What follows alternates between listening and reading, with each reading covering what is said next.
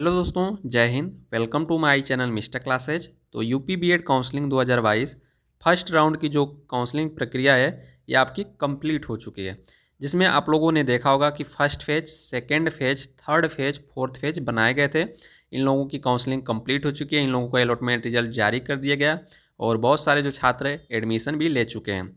अब यहाँ पे मैं आप लोगों को बता दूँ कि फर्स्ट राउंड के बाद अब आप लोगों का जो है सेकेंड राउंड काउंसलिंग प्रारंभ होगा। तो इस वीडियो में हम लोग सेकेंड राउंड के बारे में समझेंगे और सभी छात्रों के लिए ये वीडियो इम्पोर्टेंट रहने वाला है, क्योंकि मैं आप लोगों को बता दूं कि बहुत सारे जो छात्र थे फर्स्ट राउंड में तो काउंसलिंग कराए थे, तो बहुत सारे जो छात्रों को कॉलेज नहीं मिला है और बहुत सारे जो छात्र ऐसे भी हैं जो काउंसलिंग ही नहीं कराए थे। जैसे आपका फर्स्ट राउंड, जैसे फर्स्ट राउंड में first phase, second phase, third phase, fourth phase कोई भी हो उसमें काउंसलिंग ही नहीं कराए थे, तो उनके लिए भी मौका है। क्योंकि अभी भी मैं आप लोग को बता दूँ कि 1,22,000 सीट खाली है, यहाँ पे आप लोग देख सकते हैं। तो कैसे कॉलेज अब भी पा सकते हैं मैं आप लोगों को इस वीडियो में बताऊंगा। और फुल काउंसलिंग हुआ चाहे डायरेक्ट एडमिशन हुआ, इसके बारे में हम लोग पूरा फुल डिटेल के साथ, फुल इन्फॉर्मेशन के साथ समझेंगे। तो आप लोग वीडियो में लास्ट तक बने रहें। चैनल पर नए हैं तो चैनल को सब्सक्राइब कर लीजिएगा। और चलिए हम लोग शुरुआत कर लेते हैं। सबसे पहले मैं आप लोग बता दूं कि जो न्यूज़ है मैं आप लोगों को दिखा देता हूं। बीएड काउंसलिंग में आप लोग यहां पे देख सकते हैं कि 1,17,000 विद्यार्थियों को सीट जो है आवंटित, यानी इतने छात्रों को जो है सीट मिल चुकी है।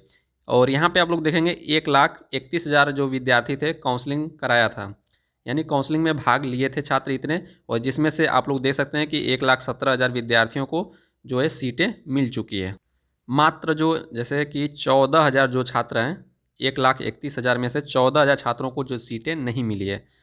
तो यहाँ पे आप लोग आगे देख सकते हैं जो 14,000 हैं वो तो ठीक है, और जो मान लीजिए कि जिन्होंने रजिस्ट्रेशन ही नहीं करा है उनके भी बारे में मैं आप लोगों को बताऊँगा। तो यहाँ पे देख सकते हैं कि जो बीएड की काउंसलिंग चारों चरणों की 1,17,000 विद्यार्थियों को सीटें शुक्रवार को आवंटन कर दिया गया है। काउंसलिंग में 1,31,000 विद्यार्थी रजिस्ट्रेशन कराए थे, लेकिन तमाम विद्यार्थी ने काउंसलिंग में हिस्सा नहीं लिया। इसका कारण तलाशा जा रहा है।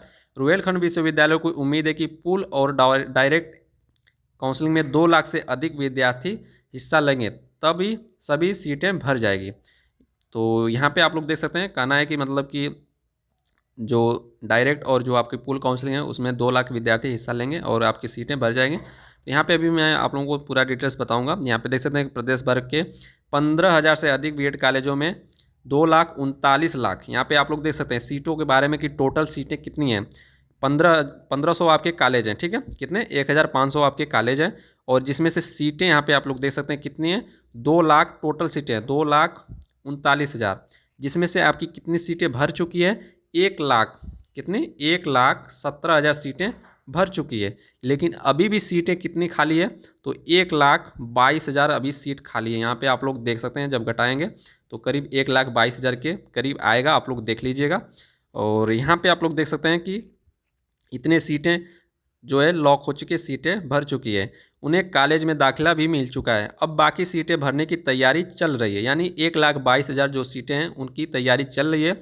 और प्रशासन का कहना है कि कुछ दूसरे विश्वविद्यालय के स्नातक के परिणामों में देरी हो रही, इससे छात्र काउंसलिंग में शामिल नहीं हो सके।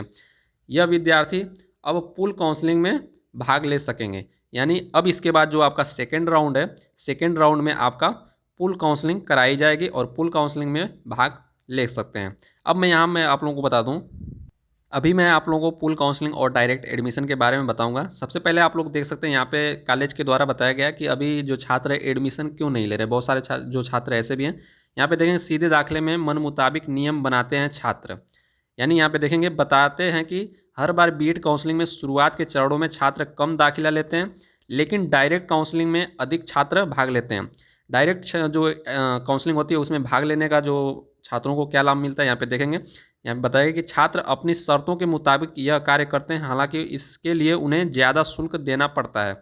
पिछले वर्षों में ऐसे उदाहरण सामने भी आए। कई ऐसे भी केस पहले आए कि छात्र परीक्षा देने ही कॉलेज में पहुँचते हैं, यानी क्लास नहीं करते हैं, डायरेक्ट जो है एग्ज़ाम देने ही पहुँचते हैं। और यहाँ पे मैं आप लोगों को ये भी बता दूं कि जैसे कि डायरेक्ट एडमिशन में कई जगह जो प्राइवेट कॉलेज होते हैं तो बहुत सारे जो जैसा कि आप लोग दे रहे होंगे 51,250 रुपये फीस तो दे रहे होंगे, लेकिन डायरेक्ट एडमिशन में कहीं कहीं पे कम ही फीस में एडमिशन ले लिया जाता है, तो ये भी आपका एक कारण है, ठीक है। और आगे हम लोग बात कर लेते हैं कि जो आपका डायरेक्ट एडमिशन और पूल काउंसलिंग के बारे में। तो यहाँ सबसे पहले आप लोग देख सकते हैं, सबसे पहले मैं आप लोगों को काउंसलिंग शेड्यूल दिखा देता हूँ। यहाँ तक देख सकते हैं 4th फेज तक फर्स्ट राउंड की जो काउंसलिंग है कंप्लीट हो चुकी है। अब इसके बाद जो अगला फेज है आपका, सॉरी फेज कह रहा हूँ, राउंड है, ठीक है। तो राउंड है आपका पूल वाला। तो पूल काउंसलिंग में आप लोग देखेंगे, मैं पूल काउंसलिंग बता देता हूँ, फिर उसके बाद डायरेक्ट एडमिशन। तो नीचे आएंगे तो यहाँ पे देख सकते हैं कि डाटा अभी तैयार किया जाएगा आप लोगों का कि कितने सीटें अभी खाली हैं। सीटें तो आपको पता चल गया 1,22,000 सीटें खाली हैं, लेकिन किस कॉलेज में कितनी सीटें खाली हैं, किस स्ट्रीम में कितनी सीटें खाली हैं, ये सब आपका डाटा तैयार किया जाएगा। उसके आगे जो है भरा जाएगा। जैसा कि मैं आप लोगों को यहाँ पे दिखा देता हूँ, अभी परसों की जो न्यूज आई थी उसमें आप लोग देख सकते हैं दिया गया है कि सीटों का अलॉटमेंट होगा, उसके 1 सप्ताह तक रुहेलखंड विश्वविद्यालय खाली और भरी सीटों का रिकॉर्ड तैयार करेगा। इसी के मुताबिक विद्यार्थियों को 7 नवंबर से शुरू होने जा रही पूल काउंसलिंग में बुलाया जाएगा। यानी जो भी सीट खाली होगी उस पर काउंसलिंग प्रक्रिया जो भी तैयार डाटा है तैयार किया जाएगा, कहाँ कहाँ पे कौन से कॉलेज में कितनी सीटें खाली हैं। उसके बाद यहाँ पे देख सकते हैं कि जो पूल काउंसलिंग ये वाला है, यहाँ पे आप लोग देखेंगे रजिस्ट्रेशन किस तारीख को होगा, 7 नवंबर को रजिस्ट्रेशन आपका यहाँ से देख सकते हैं प्रारंभ हो जाएगा। अब यहाँ पे देखेंगे चॉइस फिलिंग हुआ, पूल काउंसलिंग में कब तक रजिस्ट्रेशन कर सकते हैं, तो ये देख सकते हैं आप लोग। फिर उसके बाद आपका अलॉटमेंट आपका 12 नवंबर को, फिर अलॉटमेंट लेटर आप लोगों को डाउनलोड करना है, यहाँ पे देख सकते हैं 13, 14, 15 तक। उसके बाद ये आप लोगों का कंप्लीट हो जाएगा। फिर इसके बाद आप लोगों की जो भी सीट है वो डाटा तैयार किया जाएगा, यानी पूल काउंसलिंग में कितने सीट भरी, कितनी सीट खाली रही। जो भी सीट खाली रहेगी अब उसको डायरेक्ट एडमिशन से भरा जाएगा। डायरेक्ट एडमिशन में आप जब नीचे आएंगे तो यहाँ पे आप लोग देख सकते हैं डायरेक्ट एडमिशन आपके यहाँ पे कब तक होंगे। तो डायरेक्ट एडमिशन ये डाटा तैयार किया जाएगा करीब 1 हफ्ते तक, और यहाँ पे डायरेक्ट एडमिशन आपके 21 नवंबर से प्रारंभ हो जाएंगे। तो अब कौन कौन जो पूल काउंसलिंग है उसमें भाग ले सकता है, कौन कौन डायरेक्ट एडमिशन में भाग ले सकता है, चलिए इसको मैं आप लोगों को बता देता हूँ। अब यहाँ से सबसे इम्पोर्टेंट बात मैं आप लोगों को बताऊंगा कि फ़ीस के बारे में, पूल काउंसलिंग कराते हैं तो फीस के बारे में कौन कौन करा सकता है ये मैं आप लोगों को बताऊंगा, ठीक है। तो यहाँ से आप लोग ध्यान दीजिएगा। जैसे कि मान लीजिए आपका फर्स्ट राउंड है, यहाँ से यहाँ तक लेकर आपका फर्स्ट राउंड है।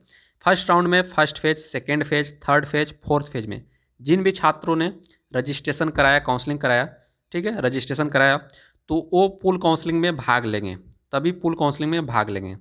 और मान लीजिए कि फर्स्ट राउंड में जैसे कि first phase, second phase, third phase, fourth phase में काउंसलिंग कराया, लेकिन कॉलेज मिला, जैसे कि पहले कंडीशन ये देख सकते हैं कॉलेज नहीं मिला, वो पूल काउंसलिंग में भाग ले सकते हैं। अब कॉलेज मिला लेकिन बहुत सारे जो छात्र फीस पेमेंट नहीं कर पाते, देरी हो जाती है, और जैसे कि मान लीजिए कि कॉलेज पे नहीं पहुंच पाते हैं, तो उस टाइम उनका जो कॉलेज है जो मिला है वो निरस्त हो जाता है, तो वो भी पूल काउंसलिंग में भाग ले सकते हैं। यानी इतना समझिए कि फर्स्ट फेज से फोर्थ फेज तक जिन छात्रों ने रजिस्ट्रेशन करा दिया है और कोई भी दिक्कत आ गई है एडमिशन से, चाहे कुछ भी, अगर रजिस्ट्रेशन आप लोगों ने कराया तभी पूल काउंसलिंग में आप लोग भाग लेंगे। अब फीस कितनी लगेगी, तो फीस की बात की जाए तो मैं आप लोगों को बता दूं कि जैसे कि मान लीजिए कि पूल काउंसलिंग जो आपका है, पूल काउंसलिंग में जैसे मान लीजिए कि लेना है एडमिशन, तो क्या फ़ीस जो है देना पड़ेगा, तो मैं आप लोग बता दूं कि पूल काउंसलिंग में अगर काउंसलिंग कराते हैं तो आपके पैसे लगेंगे, कितने लगेंगे, 51,250 रुपये आपके लगेंगे। और जो आपका काउंसलिंग फ़ीस 650 रुपये, और जो आपका कॉलेज फ़ीस आपके 5,000 रुपये पहले देने पड़ेंगे। फिर उसके बाद इतना 5650 रुपये देने के बाद अगर कॉलेज अलॉट होता है तो आपको जो आपका 46,250 बचेगा उसको ऑनलाइन पेमेंट करना होगा। अगर मान लीजिए कि यहाँ पे अब बहुत सारे जो छात्र पूछेंगे कि सर यहाँ पे जो first phase, second phase, third phase, fourth phase में जो मैंने पैसे दिए हैं, जो भी छात्र काउंसलिंग कराएं वहाँ पे भी मैंने 5650 रुपये दिए हैं, और यहाँ पे भी 5650 रुपये मैं दे रहा हूँ, तो ये 5650 रुपये आपके वापस आएंगे कि नहीं आएंगे। तो मैं आप लोगों को बता दूँ कि यहाँ पे जो पूल काउंसलिंग कराएंगे तो 5650 रुपये आप लोगों को देने पड़ेंगे, और कॉलेज मिलेगा तो आप लोगों को 46,250 तो देने ही पड़ेंगे।